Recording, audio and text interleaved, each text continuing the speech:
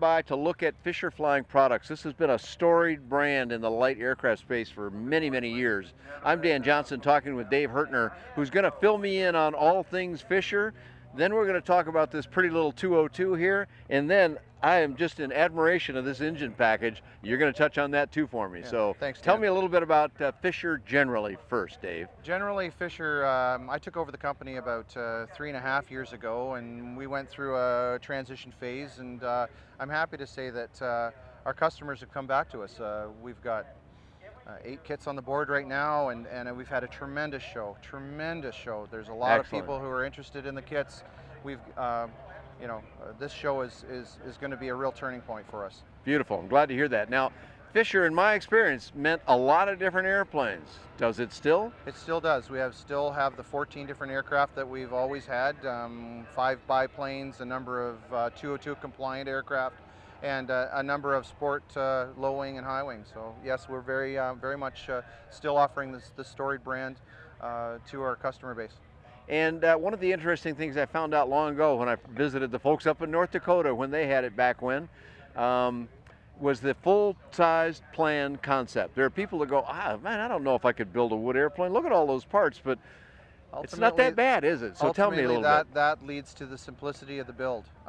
We still provide full-size plans. You still build the whole aircraft on 2 sheets of 4x8 plywood made into a table.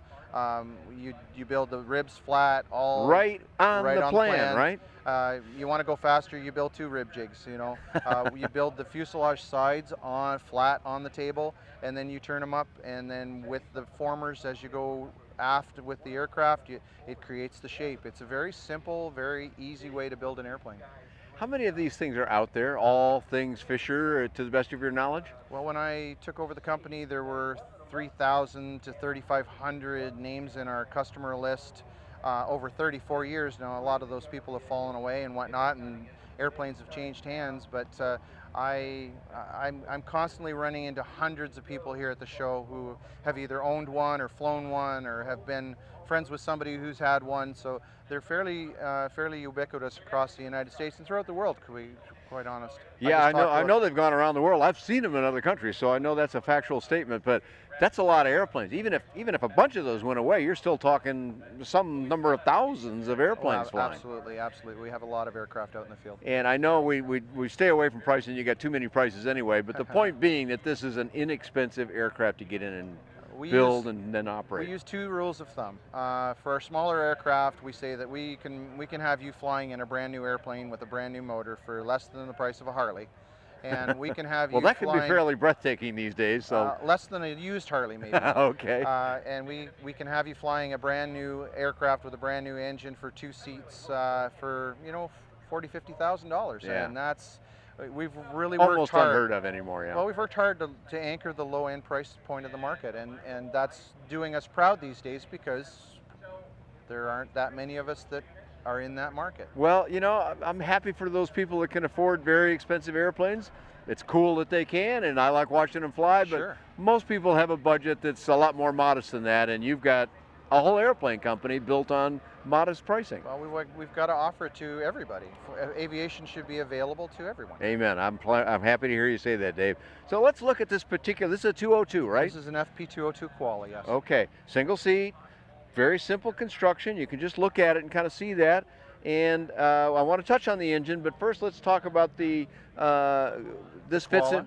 What class does this fit in? The Koala fits into the Part 103 class. This airplane here can fit that. It does. The empty weight has to be below 254 pounds, and it has performance parameters. It can't fly faster than 63 miles per hour and whatnot. But we fit squarely into that. Now we make microlight airplanes that fly within the ultralight category, and so I think a lot of people look at our airplanes and they're surprised that we are ultralights, and because you have an enclosed cockpit, because you have the experience of an aircraft that looks like an aircraft, and that looks like a much larger aircraft, I should say. Don't want to downplay any of the ultralight guys. Well, if you love open cockpit, which I happen to be a lover of, sure. That's great. You got some choices there, but an awful lot of people, and me included again, You know, not always do I want open cockpit, No, and and we're depends from on the Canada, weather or so a other lot of things, people right? want to be able to fly in the wintertime, and this airplane is just as comfortable on skis as it is on wheels. Is that right? Okay. And to be able to have an enclosed cockpit and fly all year round, they're very happy to do that. Well, now I got to move to this because this has been kind of chomping at the bit. When I first walked up, we know this engine, but I looked at the motor mount and I went, you know what? That is a neat execution of some extruded aluminum, which I'm assuming is what it is. But anyway, tell me more about this engine, and this is part of keeping it in Part 103, That's correct? right. So tell me more. Strive to have engine options for people because as an airframe manufacturer, we really need to have to be able to recommend the whole package. We've been a hearth dealer for a number of years, and you know the 350cc hearth, the liquid or air-cooled engine, is really the engine that works with this aircraft. But Polini's come a long way with powered parachute. You know, they cut their teeth in motorcycle racing over in Italy, and the powered parachute guys seem to like this engine up through the 150, 200cc range. But they came up with something in the 250. That's what this is, 250? This is a Thor 250 DS, which is dual spark. Ah, okay. And so this engine is a counterbalanced engine, 250cc, 7,500 RPM at takeoff, which is 2,600 geared to 2,650 at the prop. It's got a centrifugal clutch in it. It's got two. Oh yeah, I see. Yeah, right. Okay, that moves. So that's why you got it tied down there, because so it doesn't sit here windmill all you. It's got two separate types of ignition. One is battery driven. One is driven off the magneto. Oh really? On the airplane. Okay, that's an interesting way. Within the cockpit, you can. There's two buttons that you can push. Two red buttons where you can do a real mag check on the engine, and that's something that's never seen before. I think it's really kind of cool. They provide it's a left-hand turning and liquid engine. cooled too. It turns the wrong way. But so you have to run a left-hand prop on it because it's normally situated. Ow, I see. Sure, of course, right. But they've also provided the adaptation to allow it to get into the cowl better. 90-degree thermostat housing, and you can put a thermostat in here as well. Okay. It also offers a 70-degree kickback for the carburetor, which tucks everything back in and allows you to cowl this a little better. We just got this engine hung on this aircraft a week before the show. Is that right? We haven't even run it yet, and we've got the rad sitting down. It's a very complete package, which is also very nice. It comes with all the hosing, all the exhaust, comes with the radiator, comes with the bottle, and all of the stuff, the control box that goes into the cockpit. Enough wired length to make it there. So it's quite good for the purpose that we want it. I came up with the idea of mounting this thing to the extrusions. Polini offers a ring mount. It's also pull start and electric start. Oh, it goes, okay, so it goes both ways. So here's the pull starter, folks. There, you can see it right there. They offer a ring mount, which is rubber isolated, which goes in conjunction with the counterbalancing the engine to smooth things out nicely. And we needed to get it out far enough that we could fit it into our standard cowl length. Oh, okay, that's why you're sort of pushing it out here a little bit. Right. So it's such a compact little engine. If you had it back here, it would look funny that tight up against the firewall. So we've moved it out 3 inches and 4 inches for a 7 inches offset, and then these are about 1.5 inches here. But everything from the forward face of here comes with the engine package. Ah, okay. As part of their mounting package. From Polini. Yeah, Polini, wow. And we sell the whole thing as one. I don't piece it out. It's all a package for anybody who wants a tractor. Well, I would think for most home builders, fine. Don't make me go searching for parts. No. Give me what I need here. It's super simple. We took the time to. I have to give Lionel, my shop manager, credit because he took this design that was in my head, communicated over 5 minutes, and then I went on holidays for a week. And when I came back, it was a work of art. You better keep that guy, I think. Yeah. Yeah, I have a great guy in Lionel in the shop. So.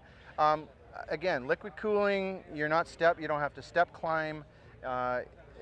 It's a good package. Yeah, meaning you don't have to go up and then level off to cool it and then go some more. Too hot, because you can just go, huh? And it has a thermocouple off the head, so you can monitor the head temperatures. Okay. And what was the horsepower again? This is 37 horsepower. Wow. 7,500 RPM. That's a lot of power It out is, of that it little is. tiny package. It is. It's 250 cc's, but boy, it packs a punch. So that's going to make this thing perform pretty well. This engine's 25% more horsepower than the Hearth.